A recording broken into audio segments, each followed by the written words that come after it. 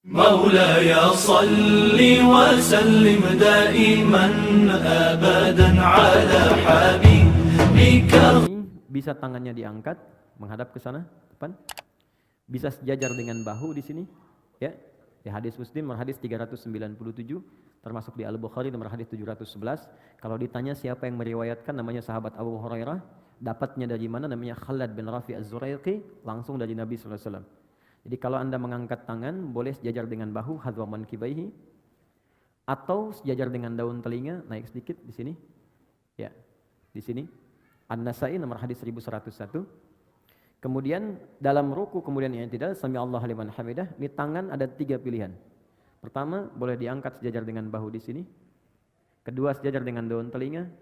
Atau yang ketiga, mursal, tangan tidak mengangkat sama sekali. Cukup kita bangkit, sami Allahu liman hamidah. Ini biasanya dipraktekkan yang ketiga di mazhab Maliki. Ya, dari Imam Malik. Sekarang penyebarannya di Afrika Utara dengan wilayah Mediterania.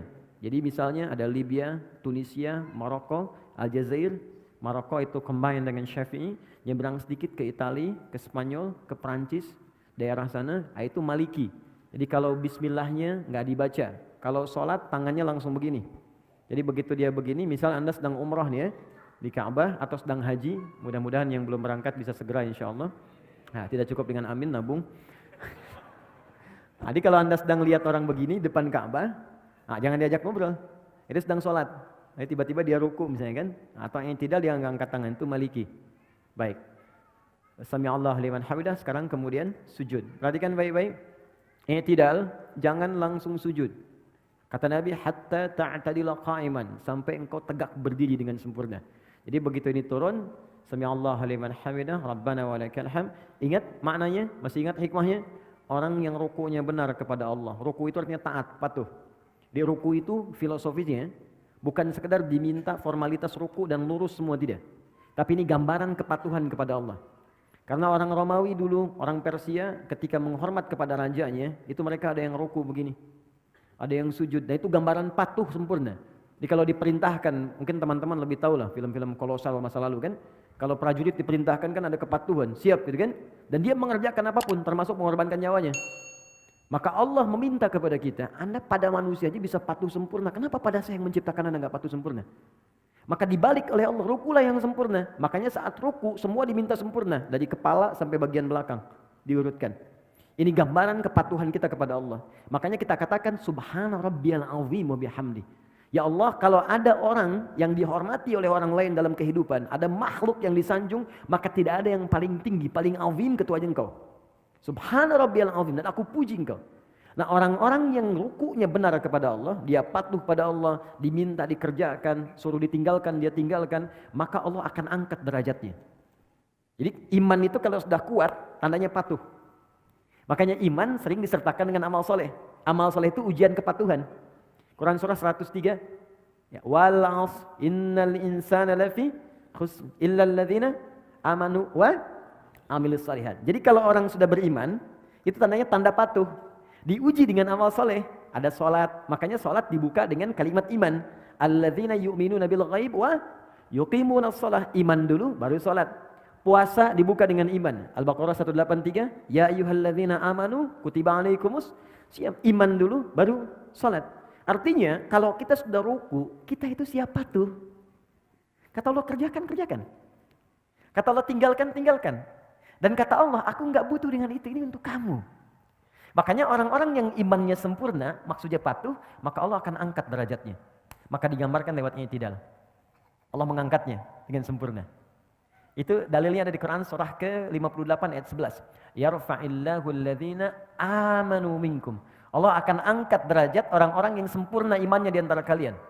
Ditunjukkan dengan kepatuhan. Begitu diangkat dikatakan sami Allahu liman hamidah. Ya Allah, saya mendengar apa yang kau perintahkan, saya patuh. Sami'na wa ata'na. Ya, hamidah, saya puji engkau dengan segala kemuliaan kau berikan kepada saya. Maka Allah katakan, kau mau minta apa saya berikan. Maka kita katakan, masih ingat di pertemuan lalu? Ya, sami Allahu liman hamidah, Rabbana walakal hamd. Mil'as samawati wa mil'al ardi wa mil'a ma syi'ta min syai'in ba'du. Kata Allah, silahkan kamu minta apapun sekarang. Mau sepenuh langit, sepenuh bumi, atau antara langit dan bumi, atau antara apa yang belum aku sebutkan engkau ingin mintakan. Minta sekarang. Maka saat minta itulah ada posisi yang paling tinggi untuk meminta, yang bebas kita memohon. Dalam berdiri terbatas, ruku terbatas. Sekarang yang selanjutnya itu yang paling dahsyat. Sangat luar biasa, itulah sujud. Tapi ada rahasia setelah sujud, itu pun sangat istimewa. Maka kita diminta sujud, turun, ruku, kemudian yang tidak, kemudian sujud, kita lihat, tahan, berhenti. Ini pakai lutut, boleh ya? Boleh. Masih ingat dalilnya? Abu Daud nomor hadis 838 dari Wa'il bin Hujur. Boleh juga pakai kedua telapak tangan turun. Jadi begitu mau turun, telapak tangan dulu. Ya. Baru kemudian lututnya baru turun. Dan gak usah berdebat. Yang pakai telapak tangan sahabat Abu Hurairah, yang pakai lutut Wa'il bin Hujur. Wa'il pakai lutut, Abu Hurairah pakai telapak tangan, dua-duanya sahabatan. Ya, dan dua-duanya sahabat dan mulia di hadapan Nabi. Anda sahabat bukan, tabi'in bukan, ulama bukan, satu lutut, satu telapak tangan ribut gitu kan. Anda siapa? Ya, yang lutut benar, telapak tangan benar. Yang salah yang pakai kepala duluan. Ingat itu. Oke.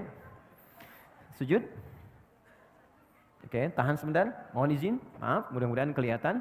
Teman-teman, kata Ibnu Abbas radhiyallahu taala anhuma, umirtu an asjuda ala sab'ati azamin. Aku diperintahkan sujud dengan 7 anggota tubuh menempel. Plus tambahan 1 di hidung. 1, jabhah, kening. Ini keningnya menempel. Mohon izin, bangkit dulu mas. Di sini. Nempel ya. Dan tolong sekatnya ya, rambut ini sudah bagus, ya sisirannya udah baik. Jadi nggak pakai peci pun nggak apa-apa. Ingat, peci ini bukan rukun sholat dan bukan syarat sholat. Ya, peci ini adalah penutup ketika rambut terlampau menutupi bagian kening sehingga menghambat kita sujud. Jadi kalau memang sudah nggak ada rambutnya, nggak apa-apa, nggak usah pakai peci pun, nggak ada masalah. Ya, atau kalau mau pakai peci pun nggak ada masalah, silakan. Ya, jadi dan yang paling penting itu nggak ada penghalang yang langsung menghalangi rasa sujud. Kecuali hal yang ringan. Kalau ringan itu seperti mukena untuk perempuan, ya. Atau misalnya kain tertentu seperti sejadah, boleh sepanjang nggak terlampau empuk. Awas, ingat, saya ingatkan. Nabi melarang kita sujud di tempat sujud yang terlampau empuk seperti bantalan. Ada sejadah sekarang kelihatan mewah, tapi sebetulnya nggak bisa di tempat sujud. Oh, Oke. What's happening, you know? Oke. Nah itu nggak bisa, dilarang oleh Nabi. Kenapa? Karena nanti akan menghambat menempelnya kening dengan sempurna. Nah nanti kata Nabi, idza sajadta famakin sujudak. Kalau engkau sujud, tempelkan dengan sempurna sehingga terasa ada penempelan antara kening dengan tempat sujud. Dan sekarang ketika diteliti secara ilmiah ada titik God spot di sini. Itu enak. Jadi kayak kita tuh kayak sujud itu kayak mengalir ke puncak ke dalam kepala kita, ke bagian yang tengah ini. Dan biasanya kalau awal-awal belum sempurna itu agak pusing dulu awalnya. Setelah itu nikmat. Ya, itu yang pertama jabah. Dan ini mohon izin, jangan sampai berdoa dulu sebelum yang 7 ini sempurna. Jadi begitu kening sudah menempel, yang kedua telapak tangan, 2 telapak tangan, jadi hitung 3. 1, 2. Kemudian selanjutnya 2 lutut. 3 tambah 2, 5, lutut 2. Selanjutnya jemari di 2 telapak kaki, tambah 2, 7. Nah, untuk jemari khusus spesial, mohon izin menghadap ke arah sini sujudnya. Makasih, jazakallah khair. Fokus baik-baik, lihat teman-teman, saya ingatkan lagi, sangat bagus, sangat bagus. Kakinya nutup, bukan terbuka begini. Oke, tutup seperti ini. Kemudian jemarinya dilipat begini. Ya, nanti manfaatnya banyak. Lalu ini dibuka sedikit, tidak nutup ke dalam begini. Nabi pernah mengingatkan dengan keras, jangan kau bersujud, awas hati-hati, ya, dengan ini menutup. Jadi hati-hati kata Nabi, apa engkau mau bunuh diri? Ya, karena ketika Anda seperti ini, diafragmanya tertutup, napas menjadi sesak. Ini paling berbahaya, makanya dibuka. Ini saya tekankan karena ada sebagian mengatakan kalau perempuan itu ada yang mengatakan ditutup begini, itu tidak. Sama laki-laki dengan perempuan, sama saja. Kecuali dalam takbir di awal, perempuan tuh boleh rapat begini. Itu di Syafi'iyah. Karena dulu nggak ada hijab seperti sekarang. Ya, jadi terbuka pendek, makanya saat bertakbir begini akan kebuka. Karena itu ditutup begini. Ya, seperti ini. Kemudian kata Nabi, usahakan ini ada rongga. Ya, kalau dalam bahasa Arab di hadisnya anak kambing kalau lewat dia bisa lewat. Tapi anak kambing itu ukuran bagi orang Arab kecil. Bagi kita mungkin anak kucing gitu kan, atau kucing. Jadi kalau sekarang Anda sujud diminta anak kambing lewat ukuran kita, orang sekarang mungkin nggak akan pernah lewat. Ya. Poinnya ada jeda. Sekarang bangun Mas, izin. Perhatikan baik-baik. Tanya apa dulu. Oke, fokus. Dalam sujud, saya mau masuk ke bangkit dari sujud. Dalam sujud, ketika Anda kemudian ingin sujud, itu perintahnya langsung dibocorkan oleh Nabi, rahasianya. Fokus, kata Nabi, kalau Anda minta, ingin cepat dikabulkan, dan banyak permintaan, lakukan dalam sujud. Ya, lakukan dalam sujud. Saya ulang, lakukan dalam sujud. Dan itu bahasa Nabi banyak diungkapkan kepada sahabat, termasuk Ibnu Abbas radhiyallahu ta'ala anhuma.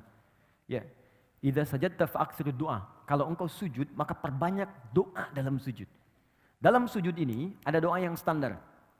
Yang standar yang saya ajarkan di pertemuan lalu, ya subhana rabbiyal a'la atau subhana rabbiyal a'la wa bihamdi atau subhanakallahumma bihamdika Allahumma ighfirli. Setelah itu baru pembuka. Setelah itu silakan minta yang seluas-luasnya. Ada yang di rumah tangga kebutuhan, minta. Dan enggak perlu dilafadzkan dalam hati kita. Ya Allah sayangi suami saya, ya Allah sayangi istri saya, ya Allah berkahi keluarga kami, ya Allah cerdaskan anak saya, ya Allah terima ya Allah kebutuhan, ya Allah orang tua saya sayangi, ya Allah jika mereka telah wafat lapangkan kuburnya, ya Allah jika anak saya mendahului saya sayangi ia, jadikan dia sebagai pangeran-pangeran surga, putih-putih surga. Karena sementara itu tertukar, ada yang ayahnya wafat duluan, ibunya duluan, ada anaknya dipanggil duluan. Nabi pernah berita gembira pada seorang ibu yang mengandung, tiba-tiba ketika melahirkan anaknya wafat. Ibu itu bersedih, lalu turun sebuah kalimat yang sangat indah. Dia sudah menjadi bidadari dan pangeran di surga. Kenapa engkau orang tuanya mesti bersedih? Dan kalau orang tuanya benar, beramal dengan sempurna, maka anak itu akan menghijab dia dari neraka. Itu tabungan yang sangat indah.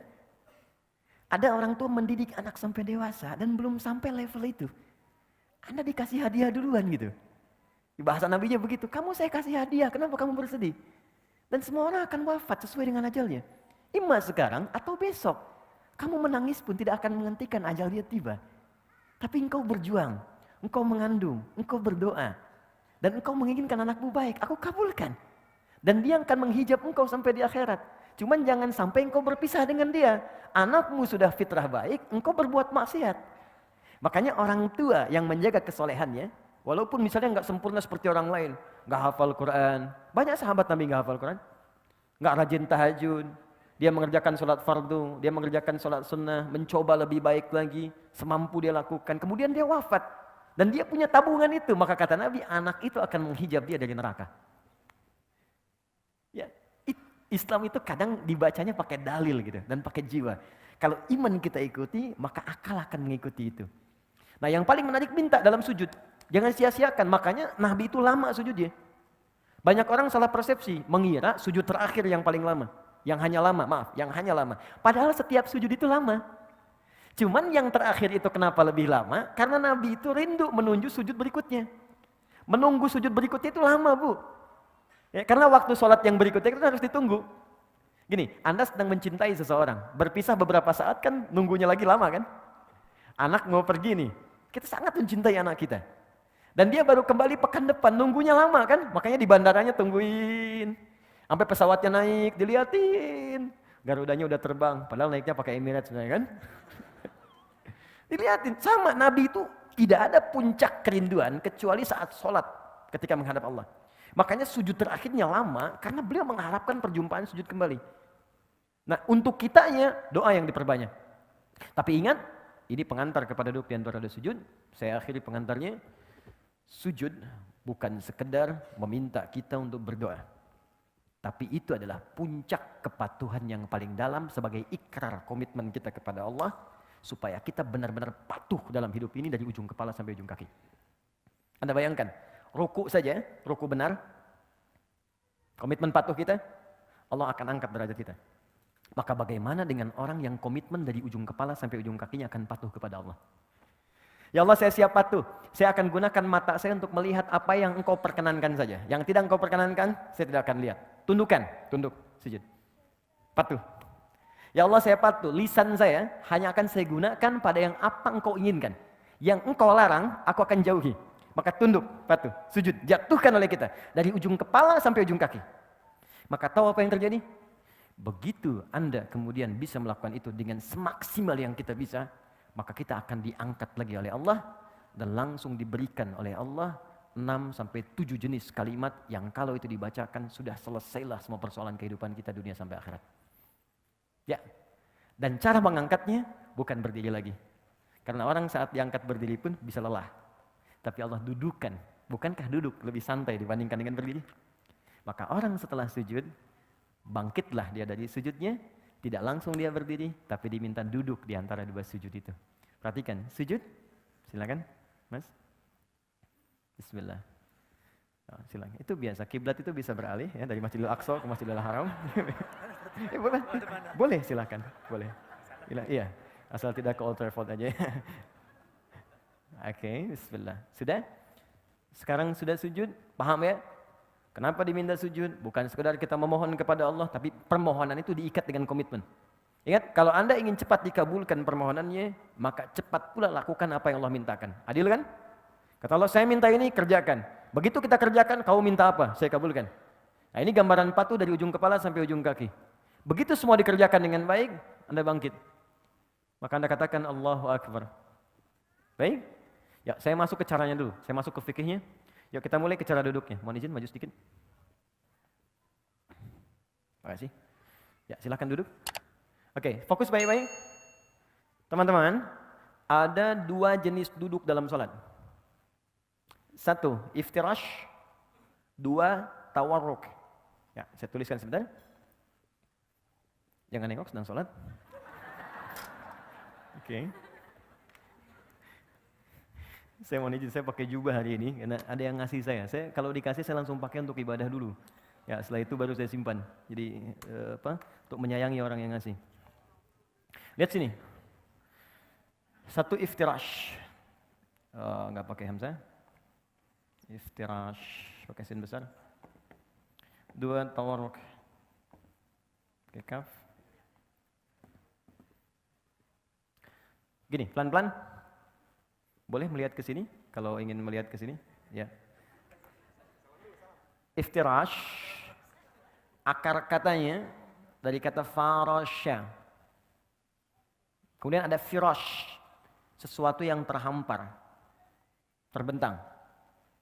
Ya, Quran surah kedua Al-Baqarah ayat ke-22. Allazi ja'ala lakumul arda firasya. Allah yang telah menjadikan bumi itu di dalamnya ada hamparan. Ini bukan bumi datar. Ya, bukan bumi datar. Maksudnya di bumi itu kalau Anda keluar dari bumi, pengen tahu bentuk bumi, keluar dari bumi, lihat. Maka akan Anda lihat bentuknya. Tapi kalau Anda hidup di bumi, supaya saya mudahkan kehidupan, saya jadikan hamparan supaya Anda bisa pijak. Nah, firash itu hamparan. Kasur disebut firash karena terhampar. Kalau kasurnya bulat nggak bisa kita tidur di situ. Ya. Kemudian yang paling menarik, kalau kita berusaha menghamparkan sesuatu dengan sempurna, maka tambahkan alif dengan ta sehingga kalimatnya berubah dari firash menjadi iftirash.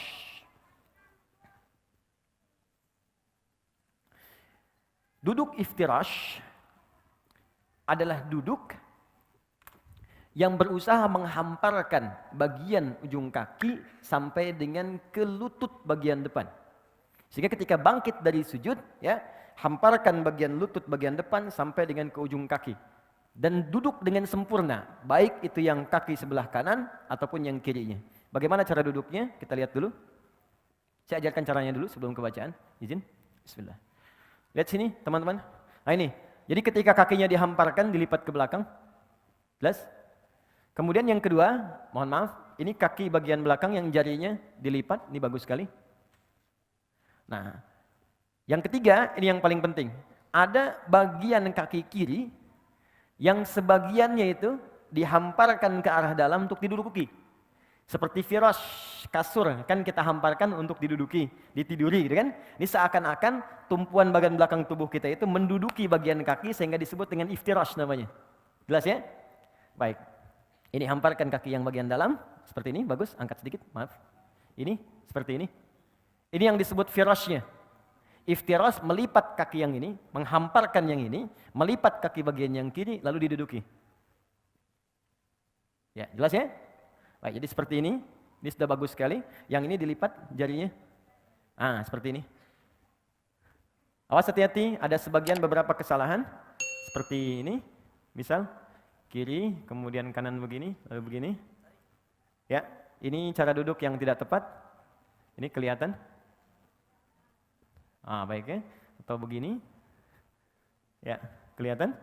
Yang kiri dilipat yang kanan, ditumpu baru begini. Ini cara duduk yang tidak tepat. Ya, jadi yang tadi yang sempurna. Tapi kalau sedang ada darurat, ada kendala di lutut yang kanan, jangan dipaksakan dilipat ya. Itu boleh. Kaidah fikihnya ad-darurat tubihul mahdzurat. Yang darurat boleh melakukan yang dilarang. Misal, saya nggak bisa begini, bisanya ke depan. Dalam kaki ada masalah, boleh ke depan begini. Ya. Dan yang samping nggak usah negur. Woi, nggak sopan. Dia bilang batal sholatnya tuh. Ya, dua-duanya batal. Oke. Kalau ngobrol. Oke, satu sudah. Kedua, badan tegak. Yang ini. Dia tidak maju ke belakang, tidak mundur juga, dia tegak sempurna. 3, posisi tangan. Tangan ada 2 posisinya. Bisa di sini, pas di paha, di atas lutut. Ya, lebih enak begini. Di paha, di atas lutut begini. Atau bisa turun sedikit ke lutut begini. Jelas ya? Jadi bisa sama laki-laki dan perempuan, tidak ada beda. Bisa di sini, atau turun sedikit. Jelas? Oke, kalau sudah jelas, posisi ini harus dilakukan dulu sebelum kita berdoa. Jadi bukan naik langsung doa. Bahkan ada yang belum duduk udah berdoa. Rabbighfirli warhamni, duduk aja belum gitu. Ya. Jadi Nabi mengajarkan duduk dulu dengan sempurna supaya darah mengalir dengan nyaman dulu, kitanya enak dulu. Jadi berdoa dalam keadaan enak. Seperti begini, teman-teman kalau doa bangun tidur apa?